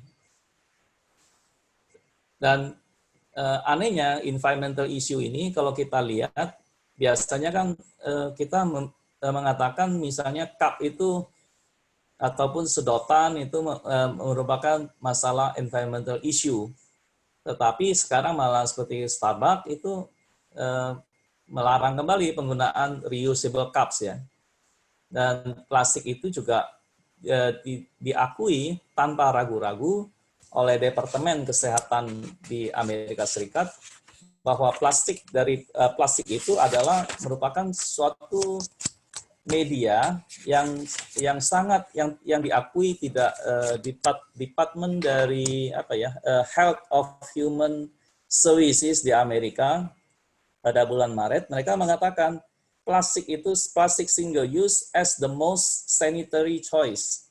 Jadi plastik ini diakui sebagai suatu media yang sangat merupakan media yang aman sekali untuk dipakai untuk memerangi spread daripada coronavirus sendiri. Jadi kalau kita lihat dari mineral cup ya turun, water bottle turun juga 30%, injection houseware juga turun, kemudian broom brush juga turun. Tapi kita lihat juga pemakaian bahan itu khusus untuk yang seperti wardrobe ataupun yang masker juga tinggi ya. Kemudian financial impact-nya, ya memang banyak pekerjaan dari job order itu juga kayak otomotif, ada customer kita yang punya sampai 40-50 mesin, dan itu semuanya mati, yang jalan cuma satu mesin untuk buat thin wall. Nah ini merupakan suatu refleksi juga bagi pabrik, kalau misalnya kita konsentrasi cuma di satu industri saja, kadang-kadang juga agak terlalu riskan. Kadang-kadang kita mesti bagi konsentrasinya itu bagi pabrik juga harus siap sedia gitu. Dan produksi itu juga banyak yang selama COVID itu paling tinggal 30% kerjanya. Cash flow ini seperti yang tadi saya bilang, mesin installment, stock, kemudian dan ada satu yang sampai hari ini, sampai bulan Juli ini masih belum ada fasilitas leasing dan untuk plastik mesin. Saya ada tanya ke beberapa leasing company, mereka bilang, sorry, untuk plastik mesin kita masih belum bisa terima untuk pendanaannya. Tapi kalau untuk misalnya untuk mining masih oke. Nah ini juga suatu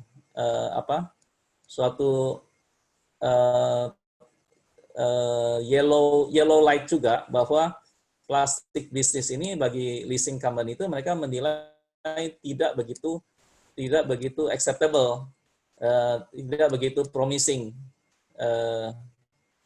Jadi mereka sementara nahan. Nah ini mungkin mudah-mudahan di Agustus mungkin saya kira mudah-mudahan bisa berubah dia punya itunya.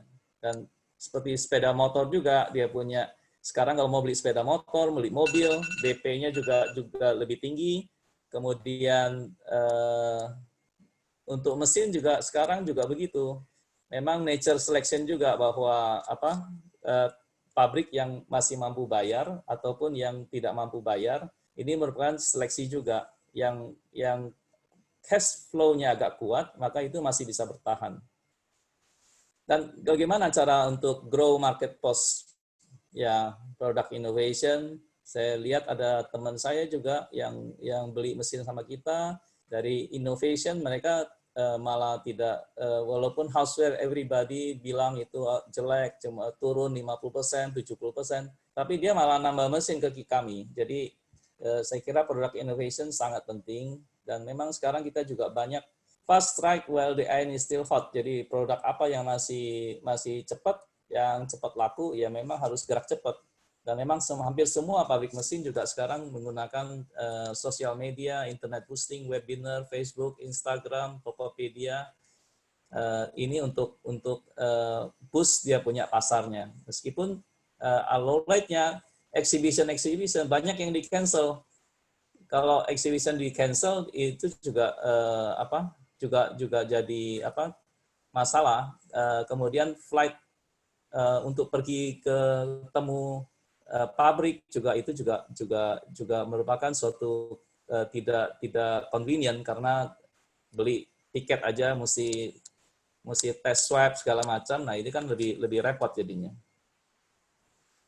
Nah ini kita lihat di medical rope. Nah ini gambar-gambar yang saya tulis ini itu adalah yang ya, ibaratnya sangat ngetrend dan sangat sellable, seperti medical rope. kemudian face shield. Saya kira mungkin di Indonesia juga ada beberapa pabrik lokal yang buat. Kemudian di gambar ini kita bisa lihat bahwa itu preform yang Coca-Cola malah dipakai untuk sebagai alat tes media untuk darah. Ini juga sumbangsi dari Coca-Cola ya. Kemudian ini titer, kemudian juga untuk swab, untuk apa? Jadi beberapa kemudian medical wardrobe gini kan juga menggunakan polipropilen non-woven tapi yang bisa breathable, artinya dipakai tidak panas. Ya kalau dipakai panas, ini dokternya yang kelabakan, nanti dokternya yang sakit. Dan juga untuk melt blown yang untuk filter mask, kemudian juga untuk face shield juga selain biasanya memang menggunakan PET, kadang-kadang ada juga pabrik inisiatif menggunakan polipropilen tapi dengan menggunakan special additive untuk supaya dia lebih bening dan transparansinya sampai seperti PET. Jadi memang ada beberapa teknologi yang growing juga untuk mengcover pasar yang ada di sini. Dan ini juga kita lihat bahwa masker ini seperti ini ada terdiri dari 3 bagian. Non-woven, kemudian tengahnya itu juga namanya melt blown, dan ini melt blown ini juga harus dapat menyaring filter sampai 95%. Ada juga yang di China buat 80, 90, 95, dan itu otomatis memang kualitas yang dia approve itu masih 95. Dan ini gambar mesinnya, dan ini sangat menarik juga karena satu kilonya bahan, mungkin kalau bahan fiber itu polypropylene fiber misalnya anggaplah 1.200 US, tapi kalau misalnya sudah jadi kain yang bisa dipakai untuk nyaring filter gini, karena supply demand-nya masih sangat terbatas dan harganya itu bisa sampai 70.000 US. Jadi Bapak bayangin dari 1.200 per ton itu bisa sampai 70.000 US. Itu luar biasa memang, tapi ya memang kejar waktu, siapa yang cepat ya dia yang untung gitu. Dan ini juga thin wall, teknologinya juga sekarang sudah mulai menginjak, dulunya 2 cavity, kemudian 2 tahun kemarin 4 cavity, sekarang sudah menginjak pakai cavity yang lebih besar, pakai mesin yang elektrik atau pakai akumulator, kemudian teknologi moldnya juga berbeda. Kemudian juga ada gerakan, misalnya open eject plasticizing-nya digerakin secara simultan supaya cycle time-nya lebih cepat. Jadi teknologi ini sekarang berkembang. Nah, sekarang pertanyaannya sebelum mengakhiri ini adalah optimisme terhadap plastik industri. Apakah kita lihat angka yang tadi dikasih panelis-panelis itu kan turun 30-50%. Seberapa ini sih gitu, seberapa optimis kita? Kalau kita balik ke sebagai acuannya sebagai di pasar China, injection mesin itu setelah COVID itu mesin stop itu sold out semua setelah COVID. Dan memang pemakainya banyak di plastik single use packaging, sanitizer, medical wardrobe gitu. Dan Indonesia gimana? Terus terang di tempat kami juga luar biasa, dia punya pemesanan mesin terhadap existing customer itu juga luar biasa. Hampir bisa dibilang stok mesin kita juga yang untuk injection terutama itu juga hampir bisa dibilang kosong karena begitu kita buka di Juni itu hampir banyak yang terjual gitu. Jadi juga ada banyak proyek baru, inquiry baru. Saya kira demikian, ini sudah lebih dari 15 menit. Terima kasih. Saya kembalikan kepada Bu Lydia. Terima kasih banyak Bapak informasinya. Berarti tetap optimis ya Pak kalau dari sisi Bapak juga. Nah, Bapak Ibu, dengan berakhirnya presentasi dari Bapak Billy, dengan ini saya akan membuka sesi tanya jawab. Apabila Bapak dan Ibu memiliki pertanyaan, mohon dapat menuliskan pertanyaan Bapak Ibu pada kolom Q&A, dan juga tolong diinformasikan kepada siapa pertanyaannya akan ditujukan. Baik, saya mungkin akan coba melihat kolom Q&A. Saya akan lihat pertanyaan untuk Ibu Ariana, Bapak Wilson, dan Bapak Billy. Baik, untuk Ibu Ariana terlebih dahulu mungkin ya Bu ya.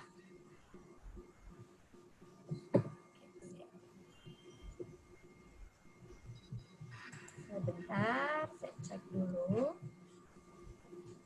Dari Ibu Ariana, ada pertanyaan, dengan adanya peraturan Gubernur DKI tahun 2019 mengenai kewajiban penggunaan kantong belanja ramah lingkungan, Ibu. Apakah peraturan ini memberatkan pengusaha menengah ke bawah atau UMKM, dan solusi UMKM agar tidak bertentangan dengan Pergub ini seperti apa, Bu? Kira-kira. Boleh langsung dijawab, ya, ini Ibu? saya kan bilang ada. Ya, boleh. Kedengeran suara saya? Yes, kedengaran Ibu. Silakan Ibu. Ya, oke. Nah, ini yang menjadi dilematis. Itu kan ada isu cukai plastik lah, ada isu udah beberapa tahun terakhir ini terus kemudian bebayar, plastik bebayar. Jadi kalau kita shopping ke supermarket ada tarik 200 bahkan sampai 500, tapi uang itu kemana? Seharusnya uang itu kan di-manage secara baik kalau di Eropa itu ya, untuk diberikan reward atau insentif untuk para pendaur ulang ini yang melakukan pendaur ulang. Masalahnya kita uang itu kemana? Menguap begitu saja atau bagaimana itulah. Nah itu, jadi regulasi itu sebenarnya harus disesuaikan dengan kondisi masyarakat yang ada gitu ya. Jadi di sini yang terpukul kalau untuk kantong kresek dan sebagainya, apalagi kalau di pasar tradisional umpamanya ya, itu kan pemakai terbesar kantong-kantong kresek plastik karena mereka no packaging. Jadi kalau beli daging mentah, beli udang basah,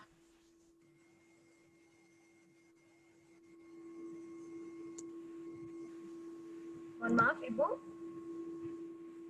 Oh, sepertinya koneksi agak kurang gitu. baik ya Bu. Apa mereka harus bawa alternatif lainnya apalagi? Jadi belum ada alternatif lain yang ekonomis dan efisien untuk membawa itu ya.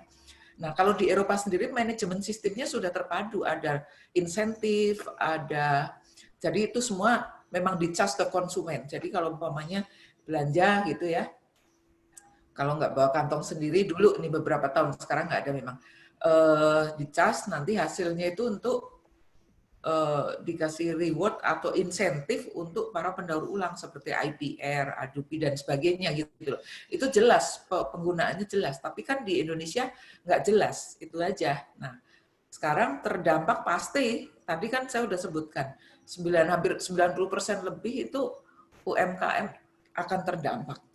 Apalagi kalau di pemakaian kantong plastik di pasar tradisional itu, kalau dibandingkan dengan yang di supermarket dan sebagainya itu jauh lebih besar. Itu bisa 80% terserap di sana. Kalau di supermarket mungkin sekitar 20%. Itu yang bilang berbayar ya. Sampai bulan lalu masih berbayar. Ada yang Rp200, bahkan ada yang sampai Rp500. Nah, tapi yang di pasar tradisional itu yang no packaging, mereka kan jual barangnya tidak pakai packaging gitu ya, sayur mayur, buah-buahan dan sebagainya itu. Nah, terus termasuk yang tadi udang basah dan sebagainya itu mau dikemas pakai apa kalau nggak pakai plastik itu? Karena plastik itu bukan hanya untuk melindungi, menjaga membawa produknya aja, tapi umpamanya beli udang basah lah contoh gampangnya. Terus nggak pakai plastik, busuk kan di jalan dia pulang sampai rumah itu. Nah, kalau pakai plastik masih bisa ada ditambah esnya, ditambah apa, jadi lebih untuk food waste-nya lebih sedikit gitu ya. Itu aja. Mungkin dari Pak Wilson sama Pak Billy ada tambahan? Terserah. Ada yang mau ditambah mungkin Pak? Ya, sebenarnya industri kantong plastik di Indonesia juga banyak yang skala UMKM dan itu juga terpukul juga dengan adanya pelarangan seperti ini. Dan seperti yang tadi udah banyak sekali mungkin poin-poin yang diangkat oleh Bu Ariana, ya ini kita perlu solusi untuk menyelesaikan bagaimana plastik ini ditangani pasca konsumsi. Artinya setelah digunakan itu bagaimana, yaitu waste management perlu diperbaiki dan bukan malah mengatasi dengan cara membatasi prakonsumsi. Jadi ya harusnya diperbaiki itu adalah pasca konsumsi. Karena kalau kita diskriminatif terhadap kantong plastik saja dan dibatasi prakonsumsinya, tetap saja masih banyak kemasan-kemasan plastik yang kalau tidak ditangani dengan baik itu juga menjadi masalah bagi lingkungan. Jadi saya rasa IPR dan IPF itu pada beberapa kesempatan memang statementnya juga sama. Yang perlu diperbaiki itu adalah waste management, bagaimana segala jenis sampah, terutama sampah plastik, dapat ditangani dengan baik pasca konsumsi. Jadi jangan kita melihat prakonsumsinya terus yang ditekan gitu. Mungkin itu sedikit tambahan dari saya. Tadi sudah banyak poin yang diangkat oleh Bu Ariana. Terima kasih Ibu, Bapak. Mungkin dari Bapak Wilson? Ada atau? Kita akan menuju ke Bapak Wilson. Ada pertanyaan nih Pak. Apakah ada standar atau regulasi mengenai kualitas bahan daur ulang di Indonesia? Ini pertanyaan datang dari Bapak Ari Surabaya. Nah, standarnya kalau dari sisi Bapak bagaimana nih Pak? Dari sisi daur ulangnya ya? Sejauh ini belum ada. Jadi memang sudah beberapa kesempatan kita berkomunikasi juga baik dengan oleh KLHK, Kementerian Perindustrian, lalu juga melibatkan BPOM dan BSN. Tapi sampai sekarang belum ada standarisasi baik secara voluntary maupun mandatory yang digunakan secara yang ditetapkan oleh pemerintah dalam hal ini. Jadi kebanyakan kalau untuk standar itu mengacu biasanya misalkan ada salah satu brand owner yang sudah menggunakan recycled di luar negeri, dia biasanya mengacu ke contoh dari luar negeri gitu. Dan ya di sini mungkin kita perlu bersama-sama dengan IPF juga untuk melanjutkan adanya standarisasi atas produk daur ulang atau hasil daur ulang, resin daur ulang, sehingga dengan demikian penyerapannya oleh industri pembuat kemasan itu bisa menjadi lebih baik. Dan pada beberapa kesempatan kita sudah bersama dengan KLHK juga untuk membahas mengenai perlunya standarisasi tersebut. Tapi sampai sekarang belum ada. Kita tadi ada salah satu attendee kita, Bapak Yusuf Suryo Utama. Tadi sempat raise hand. Mungkin Bapak Yusuf masih ada? Bapak Yusuf masih ada? Jika Bapak Yusuf masih ada, saya akan kasih kesempatan untuk bertanya live kepada para panelis kita. Sambil menunggu Bapak Yusuf, ini tadi ada pertanyaan untuk Bapak Billy.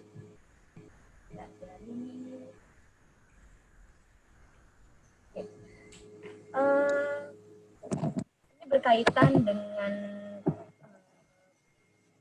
mesin-mesin ya Pak ya. Jadi dari Bilplas sendiri, mungkin boleh diinformasikan Pak, Bilplas kan menjual beberapa mesin ya Pak, seperti mesin injection. Nah, selain itu, apalagi sih Pak yang dijual? Karena dari Nia Prasetya ada pertanyaan, apa bedanya mesin Swanboard dan Meltboard?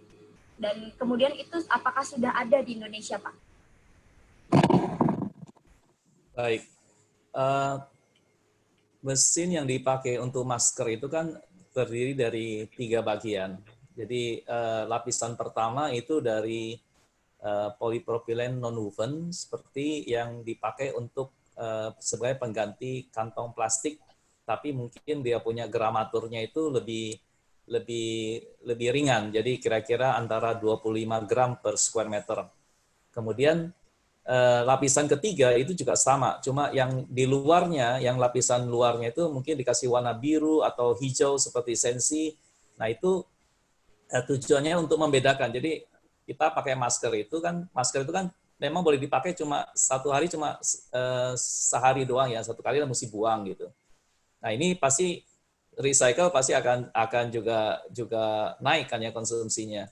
Nah apakah non-woven ini bisa di recycle? Bisa. Karena ini kan merupakan polipropilen non-woven fiber grade yang male index tinggi, kira-kira mungkin bangsa 35 gitu.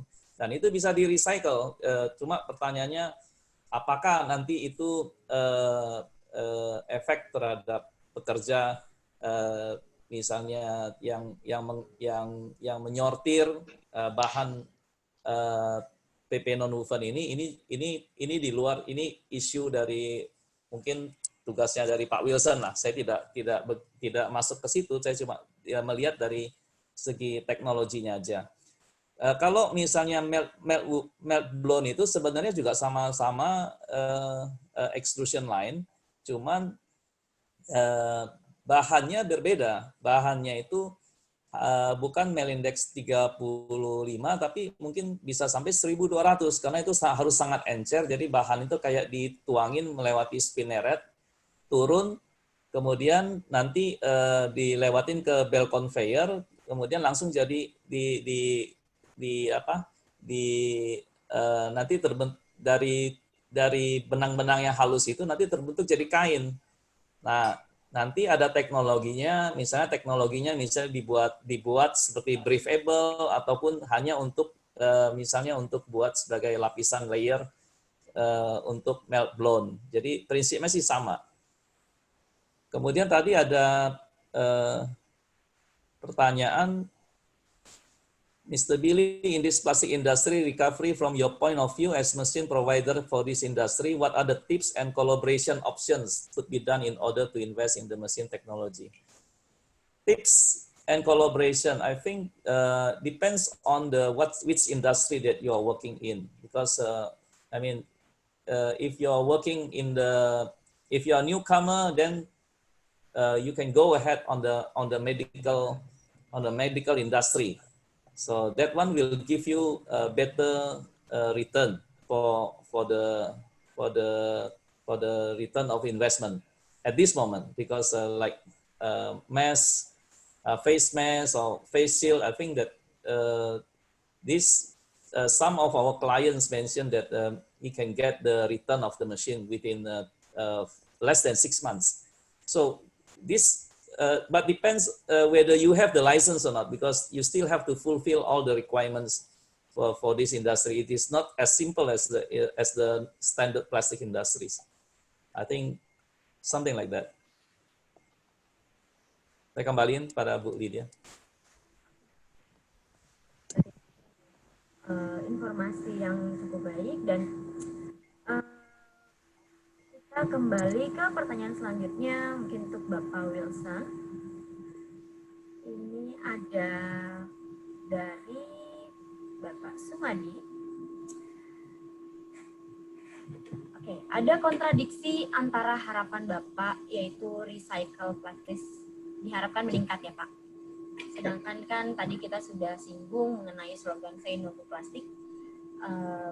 Bagaimana menurut Bapak hal ini merupakan, di mana hal ini kan merupakan sebuah gerakan stop plastik produk nih Pak, dari jangka saat ini mungkin untuk jangka panjang ini.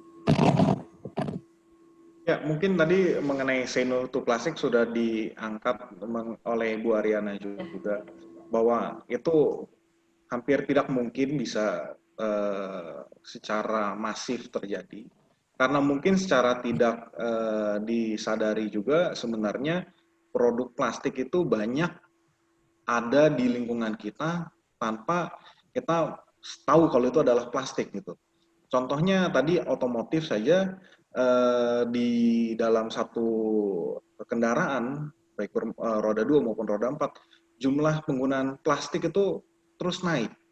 Tapi kita tidak sadar bahwa itu ada penggunaan plastiknya, dan memang penggunaan plastik di otomotif itu kan sangat di-encourage untuk agar menjadi lightweight, lebih ringan dan hemat bahan bakar dan lain sebagainya.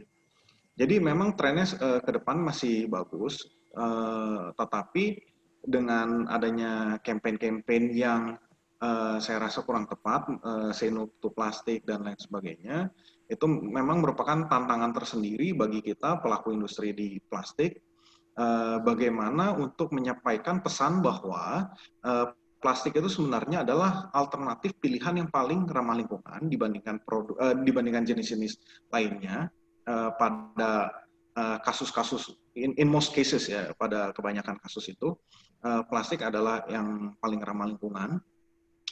Dan ini bagaimana kita berusaha untuk meyakinkan masyarakat luas dan juga bagaimana mengedukasi untuk dapat membantu sistem manajemen sampah kita menjadi lebih baik. Artinya apabila nanti misalkan sudah ada standarisasi dan sistem pemilahan sampah dari rumah, dari tempat umum dan sebagainya, agar masyarakat juga bisa menjadi bagian yang terlibat dan aktif melakukan pemilahan tersebut.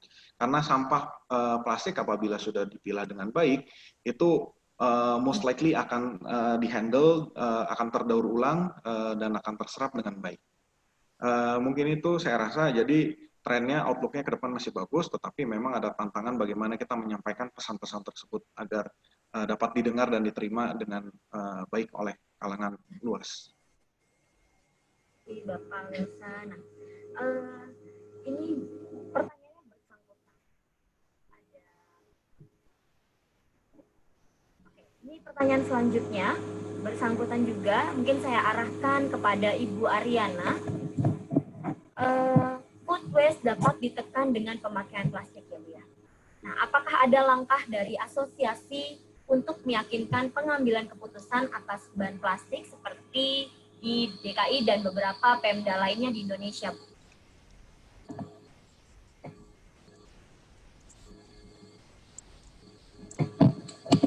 Halo? Ya, halo Ibu. Halo, suaranya putus-putus nggak jelas. Bisa sekali lagi, tolong. Saya ulang kembali ya Bu ya. Oke. Ya. Food waste dapat ditekan dengan pemakaian plastik ya Bu. Nah, apakah ada langkah dari asosiasi untuk meyakinkan pengambilan keputusan atas bahan plastik seperti di DKI dan beberapa Pemda lainnya di Indonesia, Bu? Oke. Ya, langkah-langkah itu ya kita lakukan di dalam seminar, konferensi waktu tahun lalu kan kita juga di Bali mengadakan World Packaging Organization. Dengan World Packaging Organization ya, kita menjadi host untuk berbicara tentang circular economy ini yang lebih yang akan membawa manfaat untuk kita semua sebenarnya.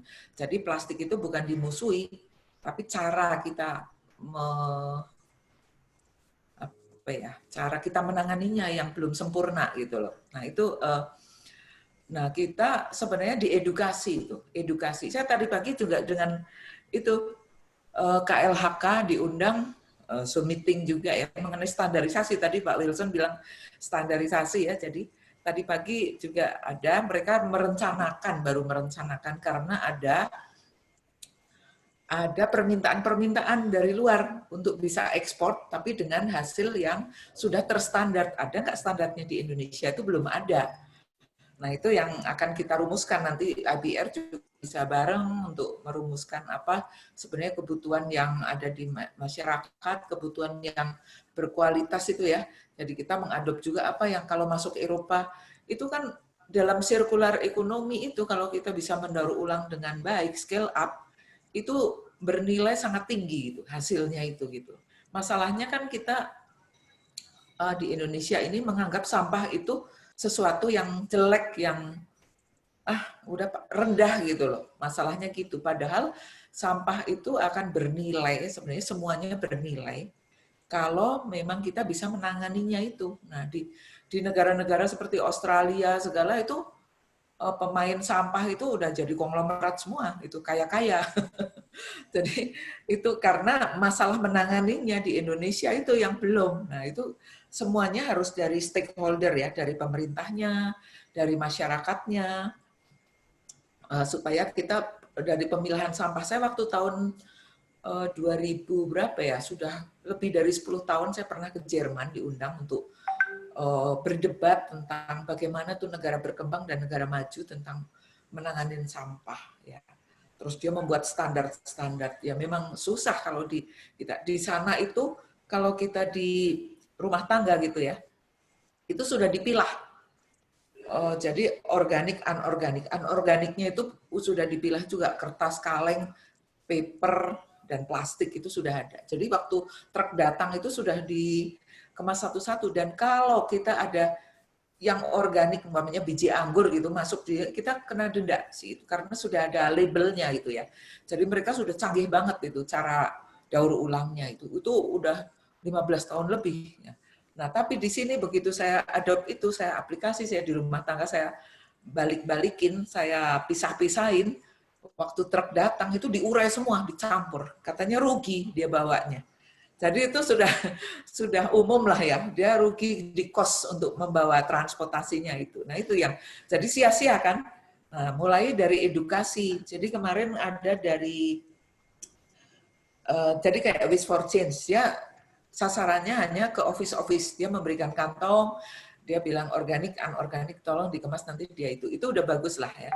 Jadi memang semua punya bagian sendiri-sendiri. Nanti tinggal kita mensinergikan bagaimana dan membuat standarisasi yang benar juga gitu. Standarisasi, umpamanya kalau mau good quality, kita bisa ekspor ke berbagai belahan dunia gitu, yang butuh itu. Kayak ke Eropa, kalau kita memang bisa memenuhi permintaan itu, why not itu. Nah untuk Indonesia mungkin lokal pun kita butuh ya, butuh hasil-hasil daur ulang itu bisa untuk macam-macam kan, sekarang dipakai untuk gagang sapu, untuk dan sebagainya lah, untuk yang low grade itu kan untuk gagang sapu, tapi yang lain-lain upscale kan bisa untuk yang lain gitu ya. Terus dibutuhkan mesin-mesin yang lebih canggih itu Pak Billy. Mesin-mesin daur ulang itu perlu juga ya. Jadi kita memang kekurangan di situ. Tapi ya tidak harus canggih banget. Sekarang kan kayak Coca-Cola dan Dynapack Asia itu mereka akan membuat investasi yang high tech untuk mendaur ulang khusus mesin airpad tadi ya. Dan mereka sedang jalan nih sekarang, udah mulai di develop dan jalan. Nah sekarang kita yang lain lagi gitu ya, nggak usah canggih-canggih lah, mungkin beda lagi kan, karena sekarang kita banyak yang kecil-kecil juga nih, supaya hidup bagaimana ya, mesin yang tidak sederhana tapi bisa terpakai, seperti kursi plastik namanya ya, itu kan begitu kena sinar matahari beberapa lama gitu ya, begitu kita dudukin gubrak bolong-bolong gitu. Nah itu kan karena nggak ada standarisasi itu ya, karena memang murah kursi-kursi itu, tapi kalau kita standarisasi ada SNI-nya itu kan jelas gitu. Nah itu bagaimana kita upskill yang tadi itu dari hasil-hasil daur ulang itu untuk menjadi lebih bernilai lah untuk masyarakat, itu aja. Halo. Iya. Terima kasih banyak Ibu. Oh iya, ayo. Jelas ya Bu ya. Oke, terima kasih banyak Bapak Billy, Bapak Wilson, Ibu Ariana atas waktu dan pertanyaannya yang sudah dijawab. Sekali lagi saya terima kasih juga kepada Bapak Ibu sekalian untuk antusiasnya. Namun kami minta maaf karena keterbatasan waktu ya Bapak Ibu ya. Jadi kami harus sudahi dulu sesi tanya jawab ini. Apabila Bapak Ibu masih memiliki pertanyaan lebih lanjut, Bapak Ibu dapat mengirimkan pertanyaannya kepada rian@pamerindo.com. Baik. Dengan ini saya ingin berterima kasih sekali kepada para panelis kita hari ini, kepada Ibu Ariana Santi, kepada Bapak Wilson Pandika, Bapak Billy Chang, untuk kesediaannya membagikan informasi yang pastinya sangat bermanfaat hari ini. Dan terima kasih juga saya ucapkan kepada para sponsor, Bilpas Grafindo, Chainsaw, dan Tokoplus. Terima kasih juga kepada para peserta yang telah bergabung dalam webinar hari ini.